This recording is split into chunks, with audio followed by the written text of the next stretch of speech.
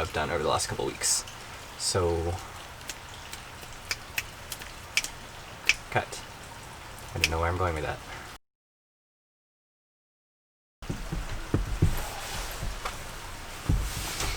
Alright, hey people, welcome back to the first real video of my new van build series. Today I want to talk a little bit about some tips and tricks for designing a tiny house in a really small space, like under 50 square feet. I'm working with about 35 in the rear behind the front seats. But real quick, I want to show you what I've gotten done over the last couple weeks. Obviously you can tell I don't have any carpet on the floor anymore, and there's a big battery right there, so let's do that and then we'll get started with designing all of this. Alright. So most notably I got an auxiliary battery put in. This is a Renogy 200 amp hour AGM battery, and it's run off of the alternator through a battery isolator switch. And this is obviously not the final wiring configuration, but I wanted to get everything out of the way. And the battery's secured with a strap and kind of a wood box.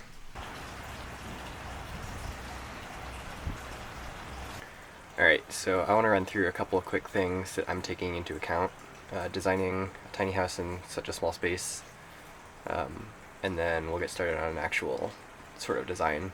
Whether or not I actually keep it and use it exactly, I doubt, but it should hopefully help some of you. Okay, so one of the most important things that I'm realizing is to maximize the outside space around the van, whether that's like the back hatch tailgate kind of thing, or along the sides, with or without an awning, depending on the weather, of course, and kind of designing the build around that. So for instance, putting the kitchen where you can stand outside and cook instead of having to be in the van. Okay, so another important thing to decide on is whether you want more floor space or more storage. For instance, if you put on a big fixed bed, you'll get a lot more storage underneath, but you won't get the floor space that you would from, say, a futon style convertible bed couch kind of thing. And speaking of couches and sitting, one thing I realized in the minivan especially, you have a lot more headroom. Hopefully you can see that. A lot more headroom in the middle, kind of straight down the middle of the van versus on the edges where the roof curves over. So that's going to be something that I'm taking into account for a sitting space, because I want to be able to at least sort of sit up straight. Oh, and this should be obvious, but a bit of a disclaimer.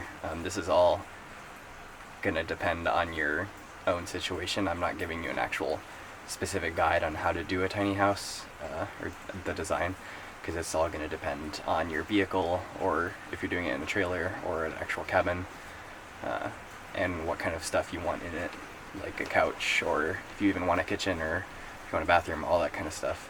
It's all going to kind of depend. But hopefully this should give you some ideas for how to maximize the amount of space and storage, etc.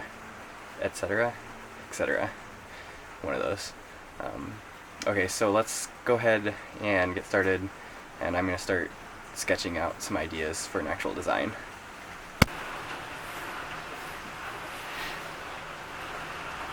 Alright, so my approximate dimensions are 4 feet by 4 feet.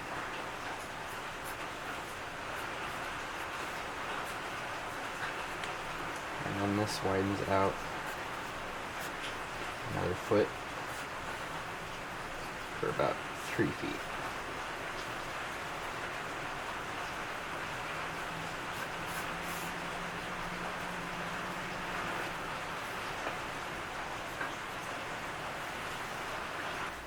So currently my idea, well, first off, I want my mattress to be 6 feet by 3 feet at least. So currently my idea is to have a fixed bed on this side. My battery's here. Put the battery in. There's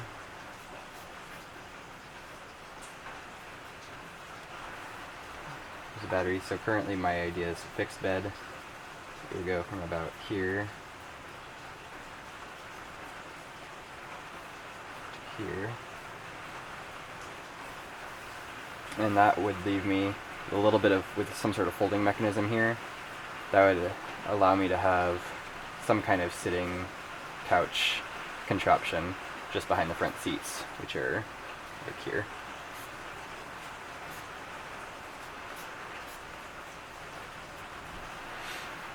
Or the other thing I was thinking is having kind of a futon pull-out, slide-out bed here.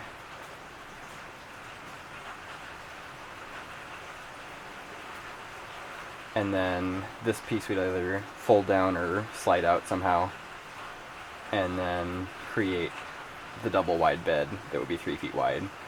But the problem with that is that I lose all of the storage space under here, which is quite a bit. That's enough for 6 or 7 backpacks. And the second thing is that my sitting area here, this is what I was talking about earlier, the sitting area where my back would go up here would become quite scrunched, and I wouldn't have very much headroom. So what I'm thinking is probably sticking with the fixed bed design and having some sort of piece here that would like fold up to create a backrest so that I can be sitting in the middle of the van and still have all the headroom. And that would allow me to keep all the storage underneath the bed while still being able to sit and have somewhere comfortable to work on my computer. And both of those designs allow for a kitchen over here. So probably what I'll do is turn this space into some sort of cabinets for some sort of storage, food or clothes maybe. And then here I would have a sink. Pardon my terrible drawing skills, but should get the good job done. And then a little spot for my stove there, and my water jugs would go underneath the sink area, and the cooler would sit somewhere easy, because I'm not getting a 12-volt fridge. I'm just gonna use a cooler for now at least. And then this way, the other thing I was mentioning here, the door opens right here. So if I get an awning for this side, then I'd be able to cook standing outside and standing up, even if it's raining, which would be really nice, because the awning would be over 6 feet tall, so I'd be able to stand under it. To be able to kind of reach inside without actually getting all the way inside, like the kitchen here. And part of that would mean probably building, this is the side door. So part of that would probably mean building a folding thing here as well, so that I can get in on the side door really easily right here, and also kind of reach through and reach around to some more storage here, for example. And the back as well, this cabinet thing would probably have easy access to whatever I need to get on a daily basis, so that when the rear tailgate's open, or the hatch, whatever you want to call it, the rear door, I can just reach right in without actually having to crawl into the van, because it's not a Sprinter van, so I can't like stand up, obviously. So the trick for a low top van like this is to maximize the amount of space that's kind of in the in-between threshold where you're outside and you can get to it, but it's also really easy to get to when you're on the inside. Hopefully that kind of makes sense. And the other thing is to make it feel as big as possible on the inside, which is kind of tricky because it's not very big, but hopefully having seating in the middle with more headroom will help with that. And it's nice that it's got so many windows, but that makes it feel bigger on the inside, which is nice. But probably some of these windows I will probably cover up for some extra storage and just to maximize the amount of space. Okay, so I know this probably hasn't been the most entertaining video, but hopefully it was actually helpful for some of you. And make sure to hit subscribe and stay tuned for the next one, because it should be a little more interesting. Alright, peace.